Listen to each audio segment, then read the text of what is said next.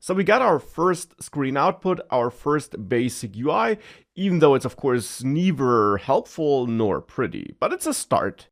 We achieved this by combining the Material app and text widgets and passing that widget combination in the end to Material app. Now you might notice that there are some blue squiggly lines below that code. Now in Visual Studio Code, blue squiggly lines, as we have them here, mean that there isn't an error, but there is some improvement potential. The code is not optimal or it does something that should be changed. And you can hover over the code that has these squiggly lines to learn more about the problem. And if you scroll down in that info box, because the messages are always at the bottom, you see that here the recommendation is that we should use const with the constructor to improve performance. Whatever const is.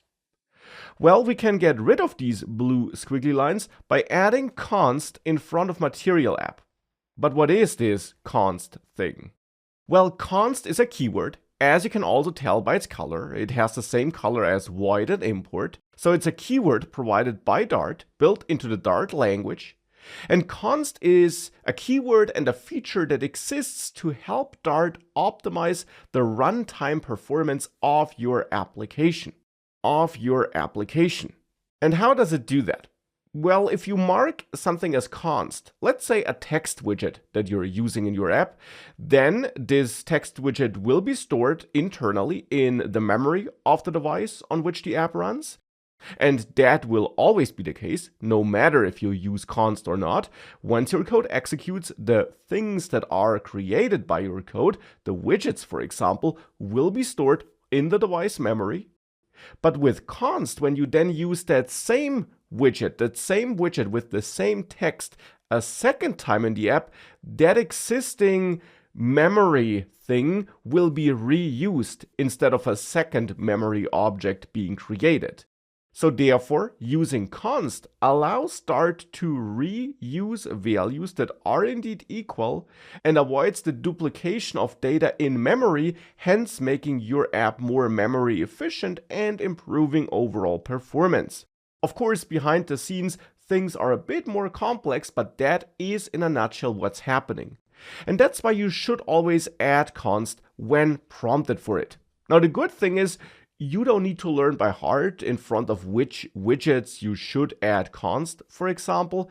Instead, your code editor will simply tell you by adding these blue squiggly lines here.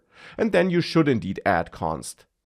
Of course, for this basic app, it doesn't really make a difference. We're not reusing this combination of widgets anywhere, so marking it as const won't give us any big advantages here, but it also doesn't hurt.